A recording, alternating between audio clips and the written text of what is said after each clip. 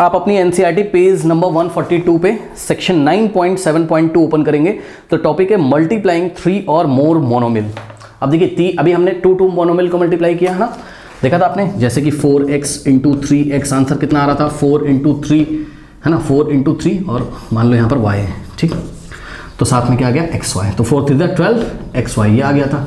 तो देखो बच्चों अभी 2 मोनोमिल थे, अब 3 या 3 से ज़्यादा मोनोमिल आपको दिए होंगे। जैसे कि एग्जाम्पल लेते हैं, देखिए हमें दिया उसने 2x into 5y into 7z, okay students, into 7z, ठीक है।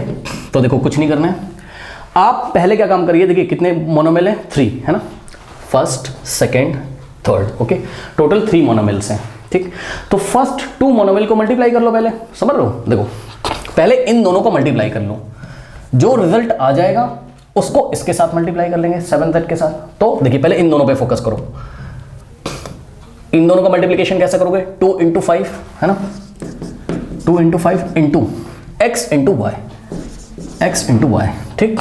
और साथ में समझो बच्चों प्लीज, देखो इन दोनों का मल्टीप्लिकेशन कितना आ गया, इतना, और साथ में क्या लिखा आगे, इंटू में 7z को हमने ऐसे कॉपी कर लिया। यानी कि जब 3 या 3 से ज्यादा मोनोमिल का प्रोडक्ट आपको देगा तो फर्स्ट 2 मोनोमिल के प्रोडक्ट करके लिख लीजिए, और इसका जो भी आंसर आएगा उसको जो बचा हुआ मोनोमिल होगा थर्ड वाला उसके साथ मल्टीप्लाई हम कर लेंगे, करेक्ट।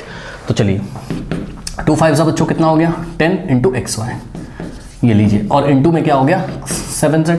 अब देखिए अब आपके पास फिर से 2 मोनोमिल आ गए, ठीक है, ये एक मोनोमिल है और ये दूसरा मोनोमिल है, करेक्ट।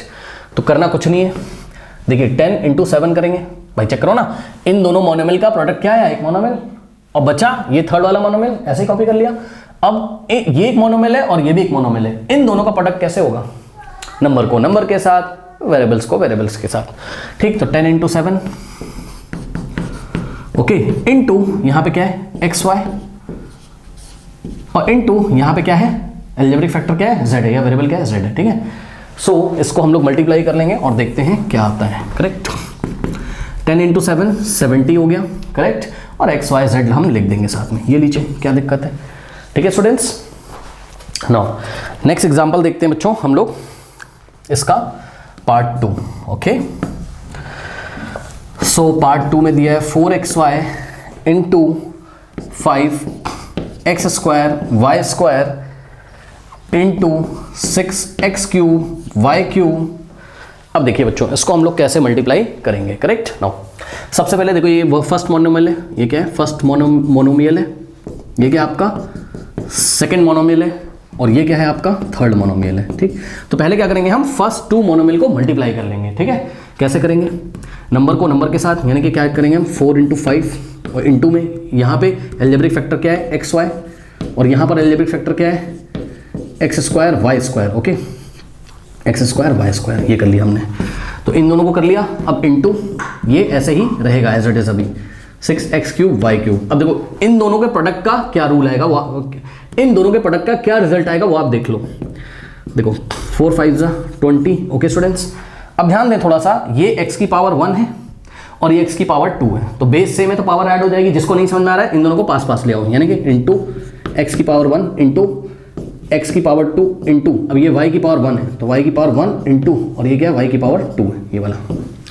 देखो कुछ बच्चे कहते हैं, इसको कॉपी कर लो ऐसे ही, मैं आपको एक बात बताता हूँ, सुनो बच्चों, देखिए एक बात मैं आपको बताना चाहता हूँ। मान लो ऐसा लिखा है एक्स वाई जेड, तो इसका क्या मतलब होता है, इसको x into Y into Z भी लिख सकते हो, ठीक। इसको y into Z into X भी लिख सकते हो, ठीक। इसको आप z into X into Y कैसे भी लिख सकते हो जब ये मल्टीप्लिकेशन में आपको दिए हैं, ठीक है। तो ज़्यादा टेंशन नहीं लेना है, तो वही चीज़ मैंने यहाँ पर किया है। जैसे कि और एग्जाम्पल हम आपको दिखाते हैं, मान लो उसने लिखा X square into Y square into X की पावर 3 इंटू वाई की पावर 3, तो आप इसको कैसे भी लिख लो, मतलब इन दोनों को पास पास ले आओ, यानी कि एक्स स्क्वायर इंटू एक्स की cube into Y square into Y cube, Y square into Y cube, इससे फर्क नहीं पड़ता है, ठीक है। आपकी मर्जी है तो आप इसको और इसको पास पास ले आओ, ठीक।